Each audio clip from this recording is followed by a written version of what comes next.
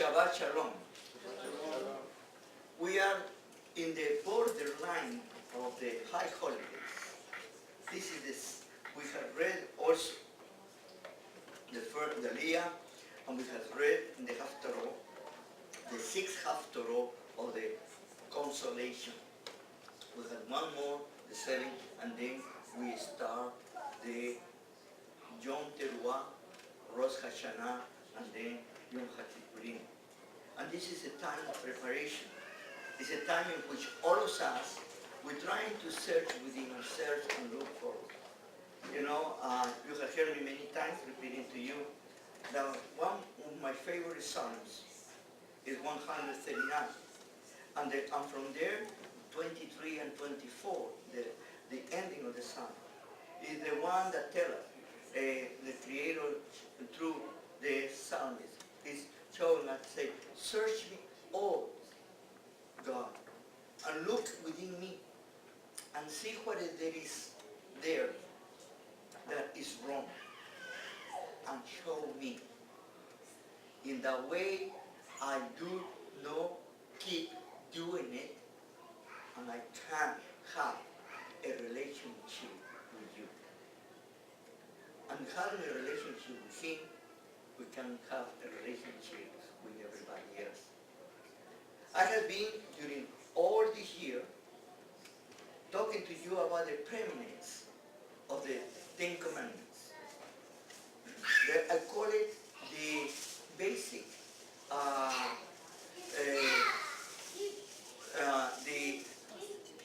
the basic constitution of Israel and his people. You know, and these Ten Commandments cover everything. In this portion, you're going to see that we have the portion that we call it the Tohaha, you know, the warning. And at the beginning, it's going to be basically giving to you in this portion what is thing that we have failed with the Ten Commandments. And we're going to give you more warnings. But what is so important here to understand in the scriptures what the Creator is going to tell us, especially based on what Moshe Rabbeinu now is talking to the second generation of Israelites, those ones that are going to come to possess the land that the Creator has given to them.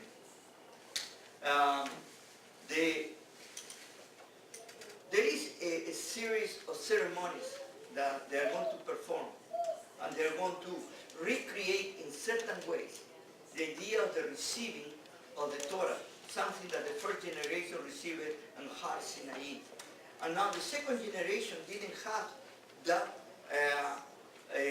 experience. Many of them, they don't even remember. They were too young to remember. But Moshe Rabbeinu is going to reinforce to them that not only the Torah has been given to the first generation, but the Torah is for them too. Then, in chapter 27, verse 10, he said as follows: today you have become a people for the Lord your God. Okay, when we say Hayom, today is eventually not necessarily that this is the first time that you are going to be part of Israel. No, he's making an emphasis, and we need to understand in the language, you know, when he's talking, you know, to say, now you are going to have a better understanding about what I am trying to tell you, because sometimes you have taken many things for granted. You know, how many of us that we have children, and how many times we repeat to our children the same thing, and finally, maybe they are going to understand what we are trying to tell them. Today you have become a people for the Lord, your God, and you must listen to the voice of the Lord, your God, and observe the commandments and the ordinance which I am laying down for you today. No? Now, one thing that all of us we need to be very careful. It's about what do we receive and what do we give back. This is important. In this portion, the Creator is talking to Moshe Rabbeinu. Moshe Rabbeinu is bringing us back what he had received, what the first generation had received, and he reminded this second generation what is important. Remember, what is important. And he's telling them that you have received all this, hear carefully, and keep these commandments. Obey them. Follow them. Because the Creator wants for you to have a wonderful life, happy life. He doesn't want that you be miserable. You know? But what happens when you grow up in a home and that everything is given to you? What happens when you have everything? You start believing that you deserve it. No? And because your parents gave it to you everything, you have this idea of entitlement. They own me.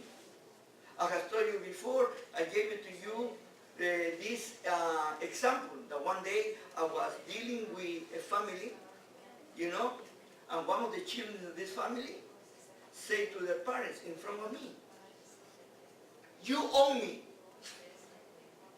I didn't ask you to be born. And the reason that I'm here because you wanted, no I. You own me." That's the generation that believes on the entitlement. But there is other types of entitlement. I want to give you certain examples, and I want that you understand. I have met people that they play the game of pure of me. They love to look miserable. And they enjoy that people have pity on them. And if you don't have pity on them, they don't have the kick that they need to have. All put on me. Because it's all put on me, everybody needs to bow their head on you. Somebody, oh, this person has suffered so much. There are people that they have made their own diseases their gods.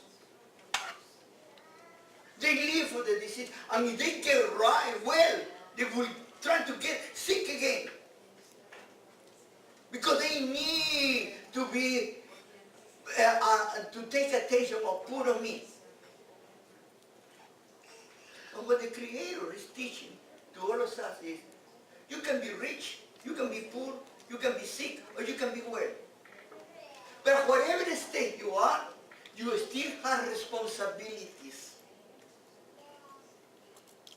And the put of me or you own me, they don't have value.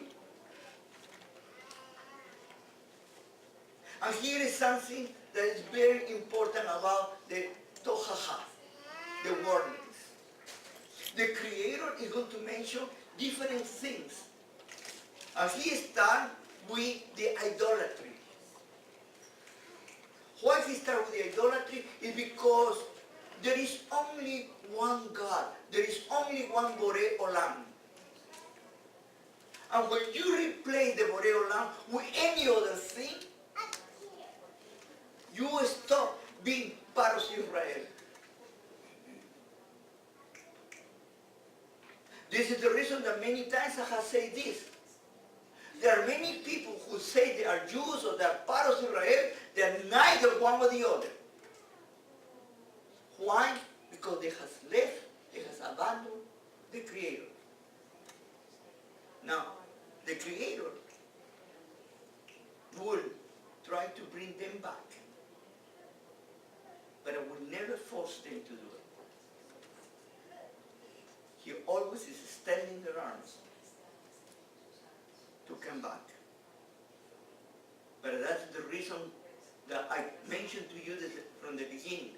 The Creator gave us the Bechira Hopshi, the free will. In that way, we can never ever blame the Borei Olam for our situation.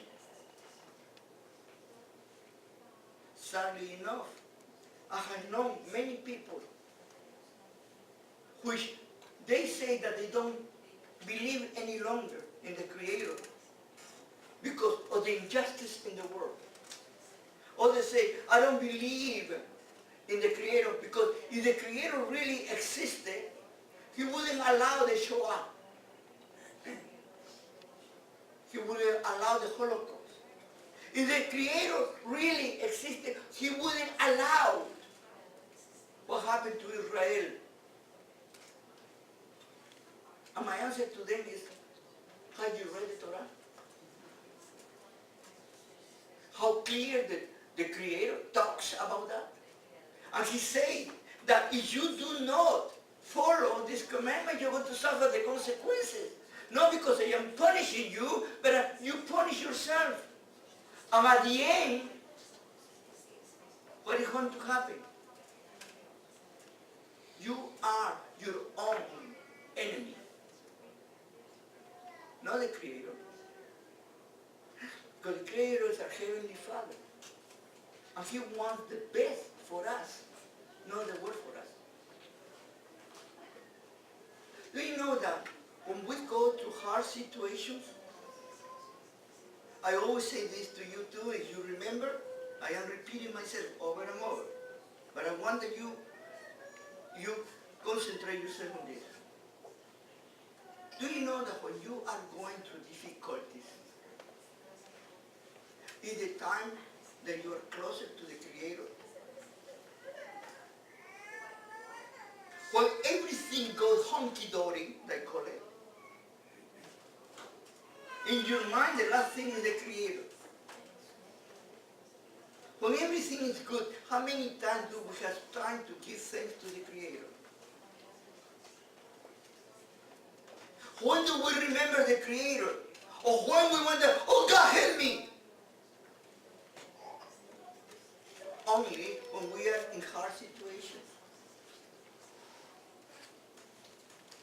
But the acknowledgement for the Creator is every day in our life. This is why it's so important at this time of the year to try to be honest with ourselves.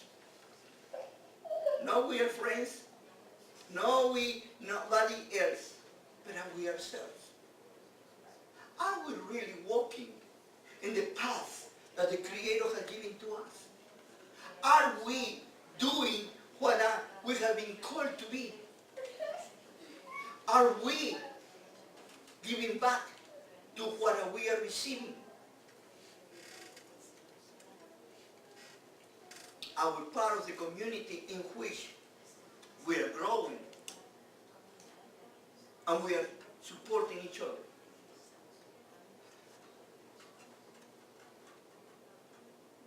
Is the Creator only for the time that you have time?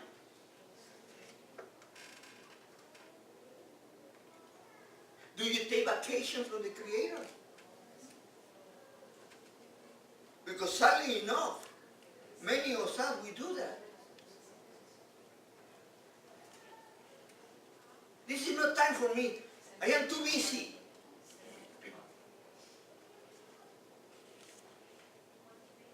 And when you start speaking in that way, little by little, you are getting away from the giver of life.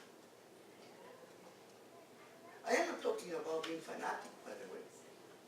And one of the things I want to tell you, I am very anti-religious. I have told you that before too.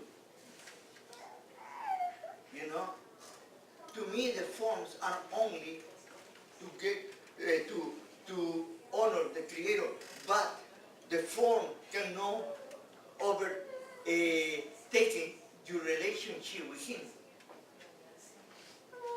It's like many people, they like the uniform, but they don't like to serve as a soldiers. You know? They like that they look then with the uniform. The uniform looks so pretty on you. But do you serve really as a soldier? Well, the Creator has always teach us that what is important is responsibility. And that is why you remember I have been bringing to you from the beginning. I start with this idea about the Creator gave us. We were created according to His likeness and image. We were made according to Him. And He gave us a capability that is above any other creation of Him. You know, there are people who love the animals. And we can love the animals. And we can love the earth. And we can love everything that God has created. But at the top of His creation is the human being, us. Because He gave us to us the capability to think, to talk, to do, to act, to be responsible, to take care of His creation. And to have the responsibility convey to us that if we disobey, there are going to be consequences. And this is the part that nobody talks. Everybody talks about how wonderful it is, but they don't talk about if you don't do what you need to do, there are consequences. Most of us, we have problems with accepting responsibility. Most of us, we have problems to accept our own wrongdoings. And most of the time, what we do is we blame somebody else. And it's very interesting. Those who call themselves atheists, or those who call they don't believe any longer in the Creator, those who don't care about supposedly religion or anything like that, but they say God doesn't do anything. Or it's God's His problem. He doesn't exist, or He is this, like that. And the truth of the matter is, it's us, but we are failing. And there are two sides of this failure. One, those who are ultra-religious, who they think that they're holier than thou. And they think that they are the only ones that are right and everybody is wrong. They are the only ones that they don't do anything wrong and everybody else is doing wrong. They don't mix with those people because they're too ugly or too dirty or whatever. And we keep our distance from those. And from the other side, there are those ones that are in the other extreme, but are identical. I don't care about anything.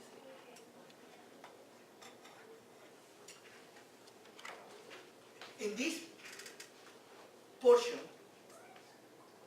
the Creator is, through Moshe Rabbeinu, is warning us the same thing that happens in the portion of Vayikra. There talks about the Tohaha again. In Vayikra, there are 49 injunctions, warnings. Here are double, 98. That to tell you something. One more. Because what Moshe Rabbeinu is saying to the second generation is that you need to be more careful.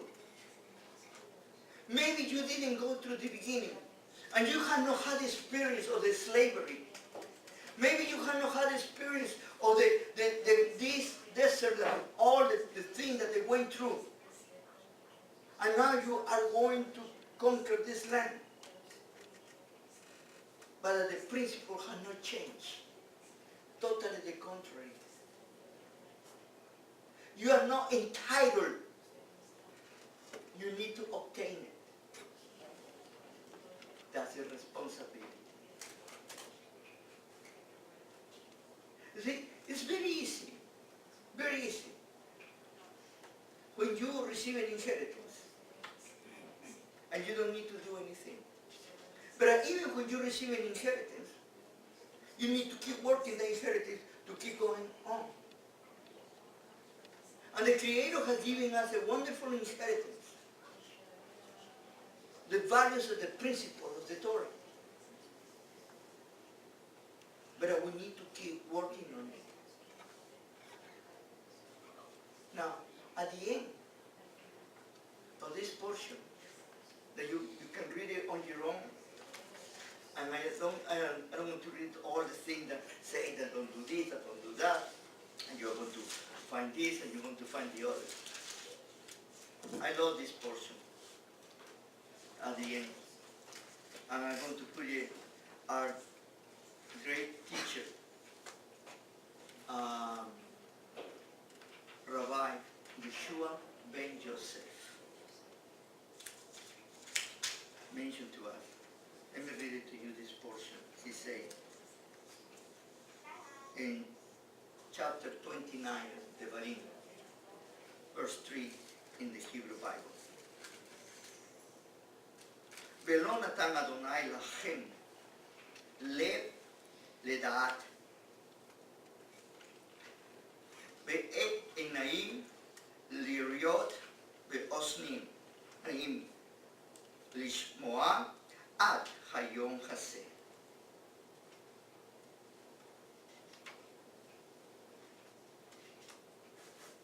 To read it here. It would be verse 4 in the other Bibles.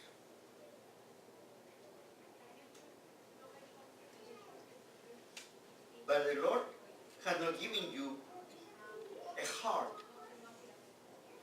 to understand, eyes to see, or ears to hear.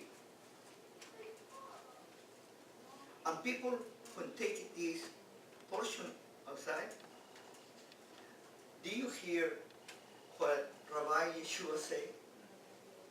He said, these people have eyes they don't see and ears they don't hear. And here look like that the Creator had not given them. But you need to understand what the Moshe Rabbeinu is. In this way, if you interpret it, you read it in different ways. Did not God have been giving you eyes and ears and heart? What He has given to you all of that? In other words, is God has given to you a heart. If He has given to you eyes, if He has given to you ears, and you have seen God doing all of this for you,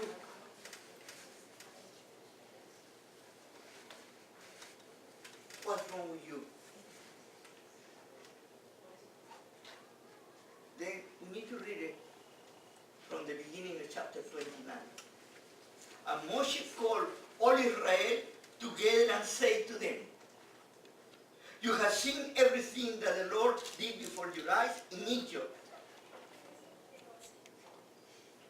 You have seen to Pharaoh, to his servants, and to the whole country, the great ordeal which you yourself witnessed, those signs and great wonders. But until today, the Lord has not given to you ears, heart, or He has not given to you understand, ear to heart, heart to understand, ear, eyes to see, or ears to hear. You see your parents working hard to bring for you food, to give you clothing when you are growing up. You don't receive an example of them that you also need to do the same thing. Or because you are a son or a daughter, you are so privileged that you don't need to do anything. How do we learn?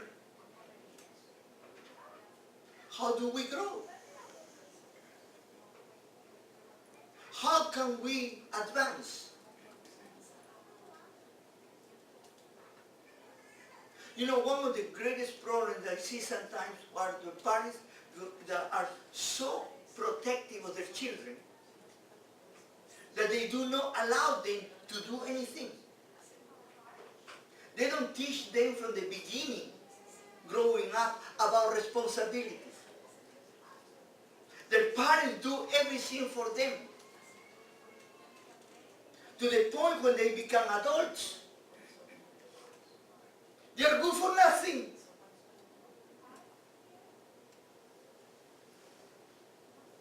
The third point that many of them, even they burn the water. They don't know even how to swim. No. Boil water. They don't know how to boil water, no? You know, I have met people, they don't even know how to crack an egg and cook it. Must have lots of service. Why? Because they have been spoiled. And what is Moshe Rabbeinu telling them? You don't have any entitlement. Totally the contrary. What I'm giving to you is the situation that you can work the land and you can be fruitful and you are going to multiply. But you need to work. And doing that, you are going to help others too.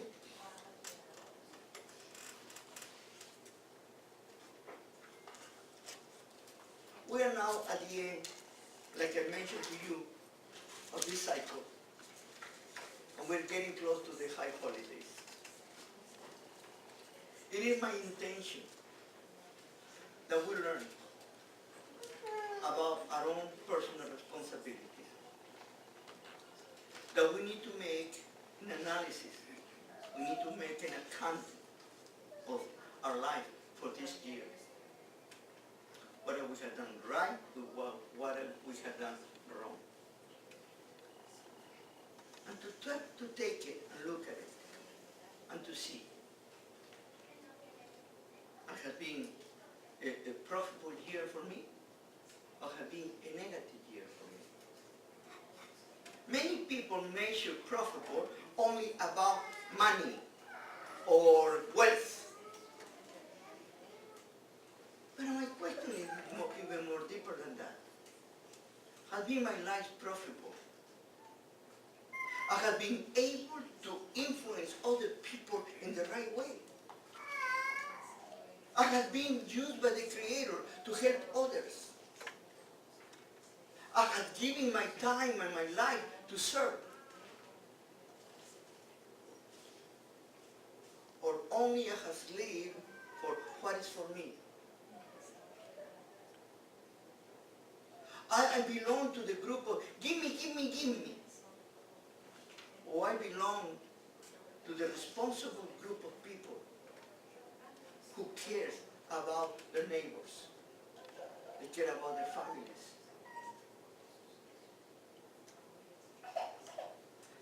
You know, sometimes we talk about, oh, I did this, I did that.